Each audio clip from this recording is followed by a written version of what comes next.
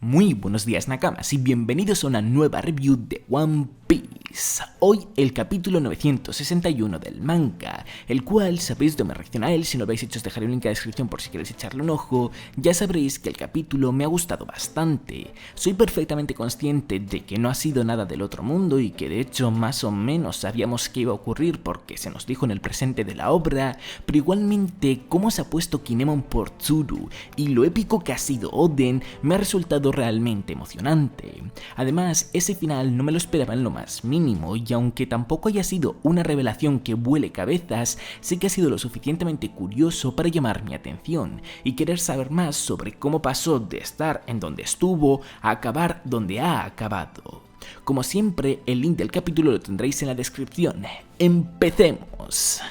En cuanto a la portada, esta vez sí que me parece digna de comentar, porque vemos algo muy curioso en ella, y es que como sabíamos por lo que habíamos visto en esta mini historia de Capone y Bege, los piratas Fire Tank llegaron a Dressrosa, se enteraron que Lola estaba ahí y se pusieron a buscarla. Y ahora resulta que varios habitantes de dicha isla o están huyendo o han sido atacados por alguien sufriendo de alguna que otra herida, sin saber a cuento de qué. Al principio creía que se iba a deber a algo importante, pero más tarde, leyendo comentarios de la reacción, me he dado cuenta de que los heridos tienen marcas de besos. Por lo tanto, lo más probable es que Lola siga buscando a un hombre con el que casarse, y todo esto se debe a sus ansias por conseguirlo.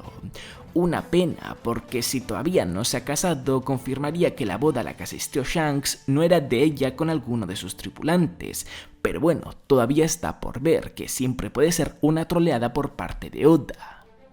El capítulo titulado El incidente del dios de la montaña comienza como la continuación exacta del pasado capítulo, con el jabalí enorme, el dios de la montaña, atacando la capital de la flor en busca de su cría, mientras Oden discute con Kinemon sobre quién se queda el pequeño jabalí, aguantándolo Kinemon lo máximo posible, aun sabiendo que por su culpa la capital puede ser destruida, estar un poco cegado por la gran recompensa que en teoría pasaría a recibir. Tras ver a Denjiro mostrar una gran admiración hacia Oden, diciendo que incluso es el único de los estúpidos adultos que respeta, pasamos a ver a varios habitantes de la ciudad, entre los que parece estar un defensor de esta, comentar lo que ya sabíamos, que la gente creía que el dios de la montaña era un mito, no una realidad, y que si ha aparecido es porque está en busca de su cría, por lo que el objetivo de estos pasa a ser precisamente el mismo, el de buscar a la cría. Al saber que no podrán hacer nada contra el dios de la montaña, y devolverla a su lugar de origen antes de que el jabalí enorme destruya la ciudad por completo, cosa que ya está haciendo al engullir tanto edificios como humanos. Cuando de repente uno de los tres secuestradores originales de la cría del jabalí aparece frente a Kinemon para decirle que la suelte, excusándose de que ellos no sabían que eso iba a ocurrir, y añadiendo que sus dos compañeros, al tener el olor de la cría encima, fueron tragados por su padre. Pero no solo ellos, sino que también lo fue Otsuru,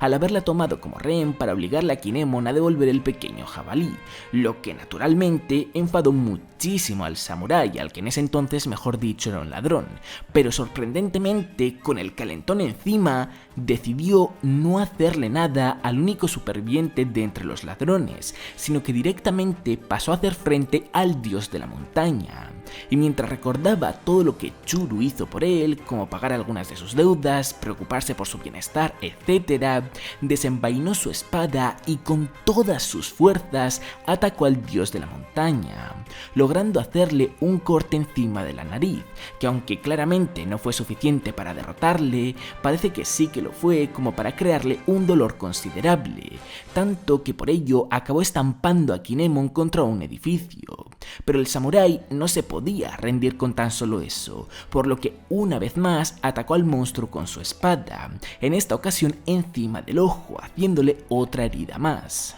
Ya muy enfadado, el dios de la montaña lanzó por los aires a Kinemon, quien más o menos consiguió mantener la compostura, aunque le costaba por lo herido que se encontraba, y mientras los habitantes de antes gritaban que parase porque si seguía atacando así al jabalí, esta al final no iba a destruir solo la ciudad, sino que se acabaría cargando todo el país, el samurái lo único que tenía en mente era todo lo contrario por estar buscando la venganza de Tsuru, y con su último aliento le gritó a la bestia que le cortaría el estómago por la mitad para salvarla, lo que desgraciadamente no fue capaz de lograr, ya que el dios de la montaña se le anticipó y una vez más le reventó contra más edificios, dejándole Yashi en esta ocasión con pie y medio en el otro barrio.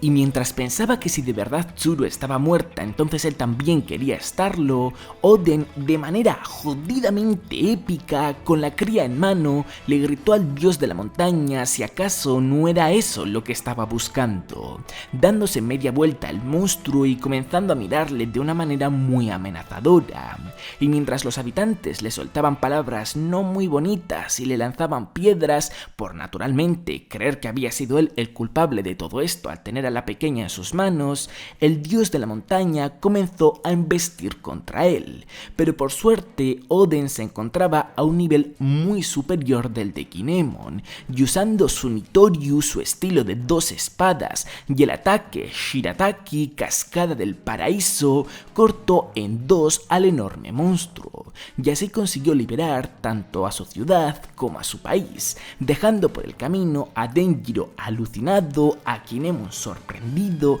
a Hyogoro orgulloso y, como no, a aquellos que le odiaban con resquemor porque eran perfectamente conscientes de que les había salvado la vida tanto a ellos como a sus seres queridos.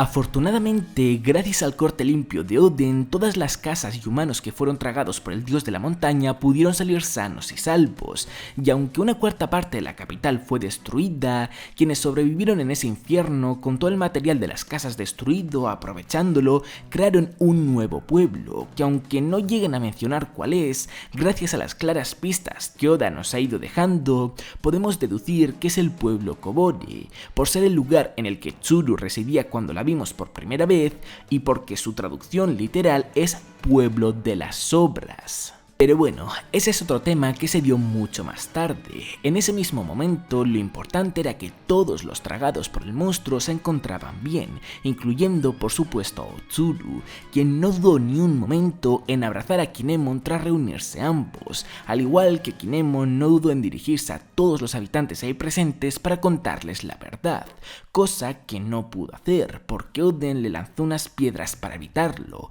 al querer que la gente considerase que fue él el culpable y no un pobre ladrón que se desvió de su camino de la vida. Justo después de esto, el consejero de Sukiyaki apareció para entregarle a Oden la carta en la que ponía que su padre le expulsaba de la capital, lo que sorprendentemente Oden se tomó muy bien, con una mezcla de gracia y de chulería, al decir que esto significaba que la capital no era capaz de aguantar su grandeza, por lo que orgulloso de sí mismo comenzó a marcharse de ella rumbo a otra región del país, aunque no solo, ya que tras dicho evento, 2 hombres comenzaron a admirarle tanto como para entregar sus vidas por él, Kinemon y Denjiro, quienes mientras comenzaban a seguirle discutían entre ellos sobre quién sería el primer seguidor del que más tarde acabaría siendo un shogun admirado por toda su gente, para así llegar a la recta final del capítulo en Hakumai, lugar en el que Oden se reuniría con el daimyo de esta región, Shimotsuki Yasuye, quien, aunque sí aceptó hablar con Oden, parece que lo hizo con un poco de reticencia, al no estar muy orgulloso de él por haber sido exiliado de la capital. Pero esto no acabaría siendo lo más importante de este momento, sino que más bien lo pasaría a ser la presentación del que parecía ser un sirviente muy fiel de Yasu, tanto como para cubrir un charco con su propio cuerpo para que los importantes no se ensuciasen, Kurosumi Orochi. Y con esta revelación es como termina el capítulo, con la mala noticia de que la semana que viene no hay, por lo que tendremos que esperar 2 semanas para leer el 962. Aunque no haya sido un capítulo que haya dado mucho que comentar, sí que quería hablar de unas cosas de en esta parte del vídeo al no encajar muy bien en otras, como por ejemplo la más que posible muerte de Kinemon durante la guerra de Wano. Y es que en este mismo capítulo, en uno de sus recuerdos con Otsuru, le dice que nadie le echaría de menos en el caso de que muriese, y esta frase me ha sonado a una death flag muy típica, en la que efectivamente ese personaje muere, importándole esta tragedia a muchísimas personas, y no a nadie como creía cuando era un ladrón solitario. En cuanto a Orochi, sigo sin entender del todo bien a este personaje, porque en anteriores ocasiones parecía un mierdas, pero en muchas otras, como en este capítulo, lo que parecía es un genio, porque aunque claramente puedo estar equivocado y que su motivación de volverse en Shogun apareciese mucho más tarde, me da la sensación de que lo tenía planeado desde el momento en el que decidió convertirse en sirviente de Yasuye, más o menos como si fuese un Kurohige, pero evidentemente a escala muy pequeña, y eso, al menos a mí, me encanta. Y por último quería comentar un pequeño detalle, y es que casi al final del capítulo, Oden para llamar a Yasuye usa la palabra tío de familia, porque en inglés pone uncle, y aunque justo le responde Yasuye con que no le llame de esa manera, hay que tener muy en cuenta la posibilidad de que sean familia. Es más, encajaría en que fuese el hermano de Sukiyaki o de su mujer, porque tras la muerte de Oden, muchos le querían a él como shogun, y como normalmente este tipo de cosas van por sangre, tendría todo el sentido del mundo que Yasuye y Oden fuesen tío-sobrino. Pues hasta aquí ha quedado el vídeo, Nakamas. Como siempre, agradecería muchísimo que le deis un buen me gusta, que podéis a tope el vídeo si os ha gustado. Recordad que en la descripción tenéis tanto mi Twitter, que os informo que es en instante cualquier cosa importante de One Piece y de cuando esos capítulos del manga en español, como Twitter de Villeneuve, que no dejaré las imágenes del manga para que vosotros también podáis tenerlas. Y por último, agradecería muchísimo que os suscribáis para muchos más vídeos de One Piece. ¡Hasta la próxima!